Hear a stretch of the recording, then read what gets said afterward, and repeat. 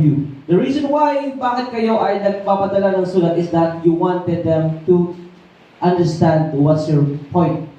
Ano yung gusto mong iparating sa kanila. So, meaning, you have to persuade them. You have to make them believe that what you're trying to ask them is something that is beneficial, not just for yourself.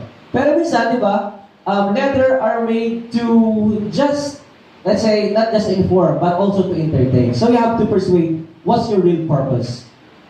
Next is, and last one is, take action, want them to take. Alright, so, sino dito ang nakarespond na makipag-pen pal? I have tried one nung kami grade 6, kami na edit. I think grade 5 or 6. Pero, our teacher asked the class to write a letter na ipapadala somewhere else. Pero according sa data privacy, it is not. Ano, kasi ipapadala sa ibang lugar eh. And we are expecting na yung aming letter ay makakarating sa ibang bansa, and then we may find a friend, good friend. Pero, walang dumating. Ano po? So, naranasan niyo ba yun na sumulat kayo pero walang dumating na feedback? Or nag-text kayo sa inyong sweetheart pero nasin lang? Ano? May ganun ba? Pero according here, they have to take action and want them to take. Ano? Mayroong mali po dito eh. Take action and let them to take action about what you want. Ano ba? Sige ganun. Medyo mali eh. Alright, so ang gusto mong mangyari is that mayroong gawin ang other end. Kung sino yung pinadala ng letter, mayroong dapat silang gawin sa iyong sinulat. Ano po? So there should be a feedback or reaction upon reading the letter. So according to Bayat-Yok, I don't know how to pronounce it properly, he mentioned the following types of business letters. We have first the information letters. Okay, so from the word itself, we have to inform. In the form of what? Letter of introduction. So, letter of introduction, when we first got here in Carlson High School, we had been introduced to our colleagues, to the principal. Anong tawag doon? Pwedeng SO, di ba? Yan, yun. So, letter of introduction. We have letter of inquiry. So, if you are applying for postgraduate studies, you're going to inquire, sir, ma'am, what should I prepare for my graduate studies? What are the requirements? So you are inquiring. Next is letter of confirmation. Like for example, you send a letter. Let's say you send a particular item to Pinska, and then you want them to confirm if they have received the item. So you are going to send letter of confirmation. Letter of notification. For example, mayroon kayong utang from the bank. Let's say, kayo po ang bangko. Let's say, okay, Ma'am Jonah May, we would like to inform you that the 12,000 deductions has been cleared out because of due to mistakes. Yeah. So, siguro rin nabawasan kayo. So, you will be notified kung ano yung nangyari talaga sa situation na kinakaharap nyo. And, an apology letter. Okay, so, for example, ay naka-receive kayo ng letter and that person on the other end is asking for forgiveness. Bakit kaya? So, malalaman mo, nakapagsalita pala siya sa akin ng gano'n, pero hindi ko naman napansin. Pero, of course, apology letter can also give you information. Those are few of the examples of information letters. We have the second one is letters of business. Yeah, so business. Kayo ba yung mga business-minded person? Yes, as much as possible, aside from teaching, we wanted to have business, and si Sir Gerald ay may business. Pero, let's not go away from our topic. So, letters of business. Example ay letter of proposal. If you are proposing a project, of course, for example, if you want the barangay to take action on the beginning of the construction of the covered court, then you are offering a letter of proposal.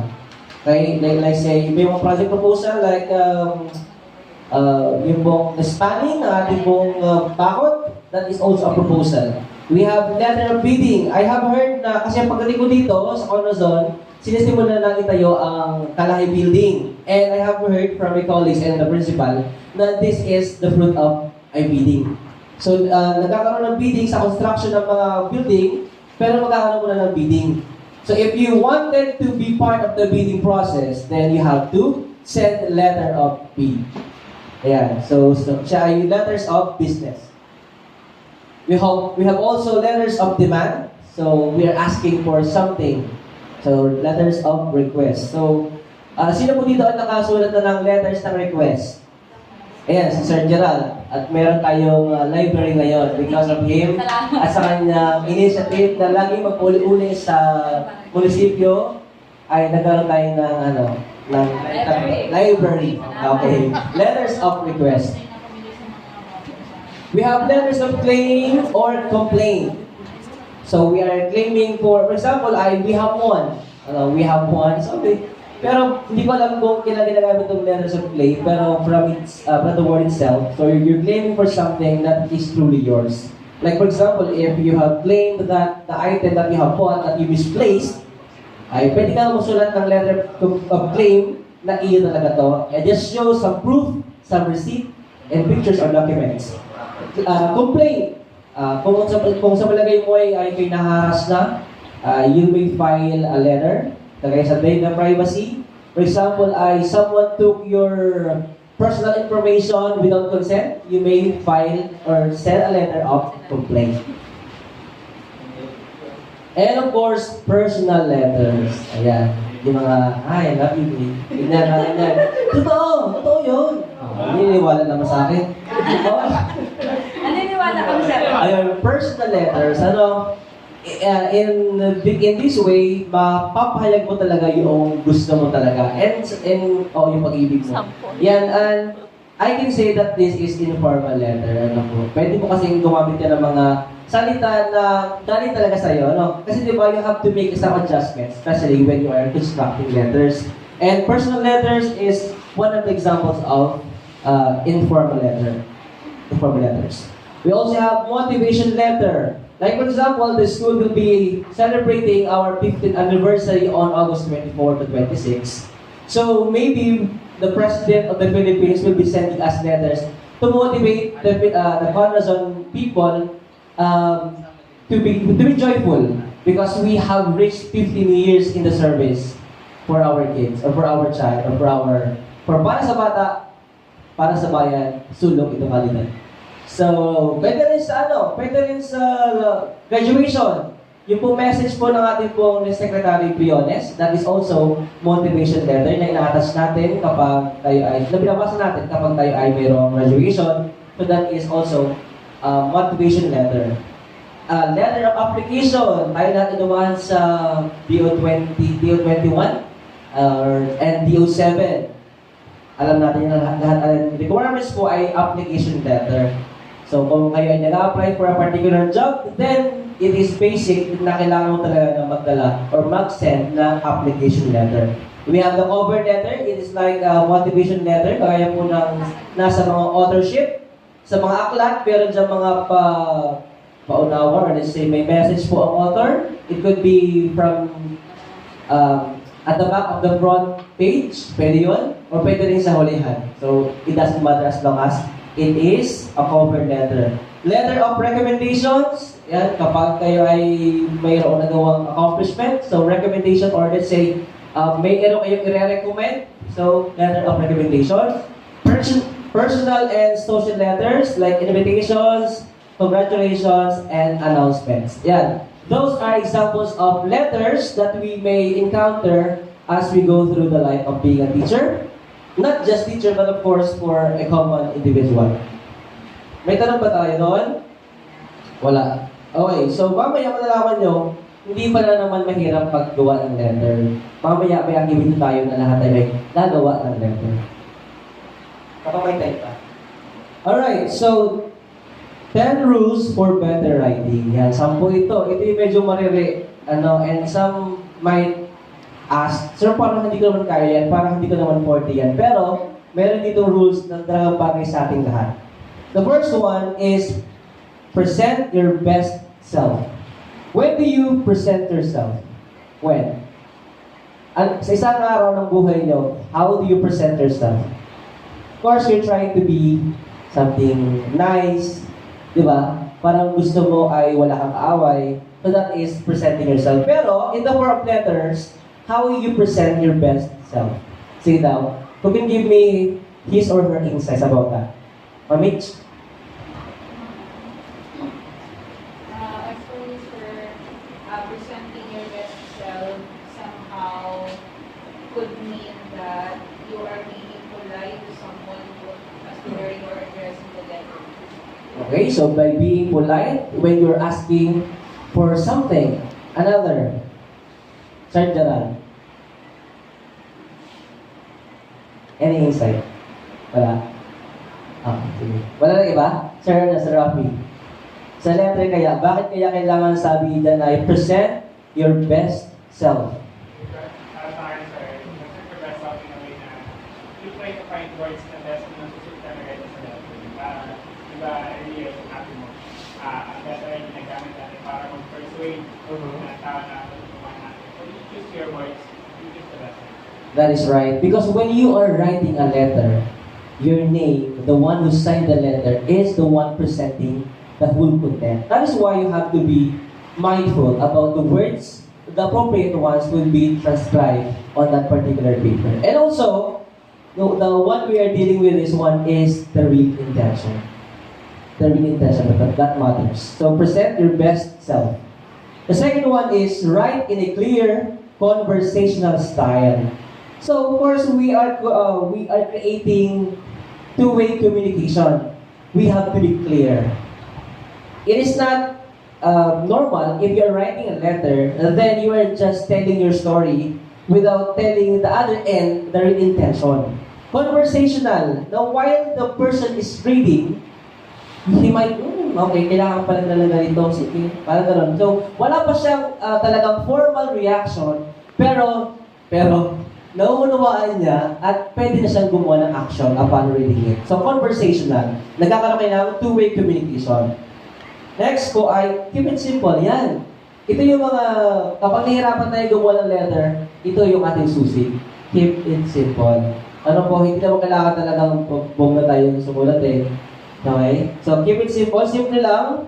As long na ito ay may laman at natin talaga yung mga required content. We have to write not to impress, but to express. According kay Sir kahapon, we are writing. Hindi kailangan yung mga highfalutin words because we don't want to impress. We wanted them to know. We wanted to convey an information and that really matters. That's all that matters. Alright, so number 3, be concise. When we say concise, we have to keep it short. Sino dito mga short? Short-tempered. Joke lang. Okay, be concise. Avoid redundancy. It is also familiar to the Filipino majors, no? Kahit naman siguro sino. Sino sa inyo ang gusto paulit-ulit? Siyempre ayaw niyo naman, di ba? So, in other words, huwag paulit-ulit if it has the same meaning. That's redundancy. So, aside from advanced plan, we can rewrite this as plan. Because advanced na nga plan pa. Ano ba? So, these are some examples lang. We have actual experience. Of course, we experience in the actual. So, this is redundant. We may use experience. 2 cubic feet in volume. Kapag sa cubic o sa cube, it refers to the whole. Kapag sabing volume, whole yun. So, meaning, you may use 2 cubic feet lang. Cylindrical in shape, we say na ang cylinder is already a shape. Ito, sige nga. Yung, tama ba na, Ma'am Lydia, anong kulay ng damit mo? Ito ay color blue. Tama ba yun? Ha? Tama ba yun? Okay. Para sa mali. Paaring sa akin panilig, tama din naman. Pero, it's redundancy. Ano po? Blue is already a color. So, it's blue. And then, I will say na my clothes is blue.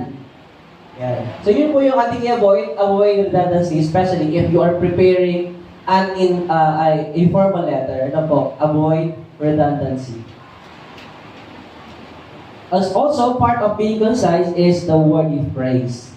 Ang phrase po ay group of words that may have a subject but not complete in thought. So that is phrase.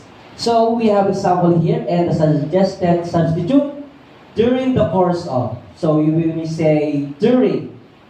Diba sabi nga ay be short, keep it simple. Kapag kasi wordy, ito lang, ito lang napansin ko and may realization. Nung ako po ay nagtuturo pa sa tech book, sa Bungabong for about 6 months, the principal taught me na iklian lang. Kapag be direct. Direct to the point dapat ang ating letter, especially if we are requesting for something. Be direct. Ngayon, pagdating ko sa Corazon, yun ang aking dala-dala. Kapag we are requesting for cement, for manpower, direct talaga agad ang atake ko. Pero, in-advise ako na medyo magkaroon muna ng introduction. In other words, flowery words. Ayan, or mga clouds. Pero base na po sa ating demos sa 2019, keep it concise and clear. So according here, instead of during the course, we may use during. In the form of, we may say as. For example, the intention of the other sign is in the form of, we may say na as the intention, this letter is, yan, ganyan po. So, short lamang po tayo guys. In many cases, we may say na often, like for example, ang nalala ko noon ay nagsulat ako ng request sa pagpapatuloy po ng ating pong covered pathwalk. So in many cases, the students are getting soaked because of the rain. When we say na often, oftentimes, the students get soaked because of the lack of roof. Ganyan. So pwede natin sabihin na lang, often na lang. Pero wala namang mali dun eh. Pero we, as much as possible, we try to be concise. We have to keep it short. In the event of, we will say if. Yan. So if you are referring to a particular event, just if. Exhibits the ability to, we may use can as a model because can is a model that shows ability. For example, if you're requesting for computers, you may say na the computers can exhibit the ability to, ganyan. Pero pwede namang, if this would be granted, students would be in that. So, pwede sabihin mo na po, can. And also, part of being concise is be direct. Ito yun. So, kaya po nung narinig ko rin last year lang, siguro po, mid of the year, ay sabi nga nila ay baguhin na ang format ng letter, huwag na yung masyadong mahaba. Sabi daw ni Ma'am Susan. Ayan. Be direct. Okay? Do not wait to come to the topic. Ito yung sasabi ko kanina. Na kapag nagsusulat tayo, huwag na kayong paligoy-ligoy pa. Ako kasi, sanay talaga ako. Alam po nila yan, na kasama ko, na before introduction, meron pang introduction. Sanay mo ako dyan. Pero, yun pala ay applicable. And I'm together with Ma'am Sol, with Ma'am Hazel, maganda kasi po yung ganong style kapag lumalaban tayo ng kapag tayo ay parang in the form of paragraph. Ang tawag doon, ma'am, sa journalist, nalimutan mo na, nag-mental block na ako. Ayan, may ganon. So, maganda yung, hindi maganda atikihin kasi mawawala agad yung essence, yung visa. Pero sa letters, do not wait to come to the topic, just be direct. Kasi hindi lahat, sabi nga ni Susan ay, hindi daw lahat ay may oras para sa letter mo. Kasi marami ang nasusulat ng letters. So, kapag pagkabasa ng letter, dapat sa, malalaman nyo kung sa part, dapat sa unang tingin pa lang, alam na agad kung ano yung intention. So, do not wait. Next po ay present your main idea in first 50 to 100 words. Ayan. Pwede pa lang sa first paragraph or the second one. Nandun dapat makikita kung ano yung main idea. And of course, meron tayong support. Put arguments immediately after the main idea. So, ano bang arguments? Pakipagtalo ka? And arguments dito ay tinutukoy po ay yung mga reasons. Like for example, ay yung pong humihingi tayo ng tulong sa PNP, sa Army, sa Bureau of Fire. For example, we wanted to invite you to join the Brigada Eskwela due to, yan, more reasons. Kasi we cannot oblige our parents to help